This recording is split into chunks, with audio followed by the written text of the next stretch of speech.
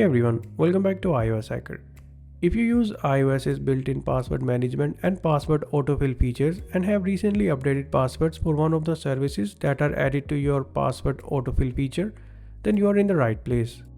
In this tutorial, we will show you how you can update a password in your iPhone or iPad's password app so that the updated password is automatically entered every time you attempt to log into a website or a service with autofill. This tutorial is for devices running iOS 18 or later, and the steps will involve the use of the new Passwords app. Start by launching the Passwords app on your iPhone. This is a stock app that comes pre-installed on your device. Authenticate the app with a Face ID or Touch ID scan. From the main Passwords page, tap on the All option. On the next page, you will see a list of apps, websites, and services whose password is stored on your iPhone's Password app. Find and tap on the app that you want to update the password for. On the next screen, you will see the username, password, and website address of your account. Here, tap on the Edit button located at the top right corner of the screen.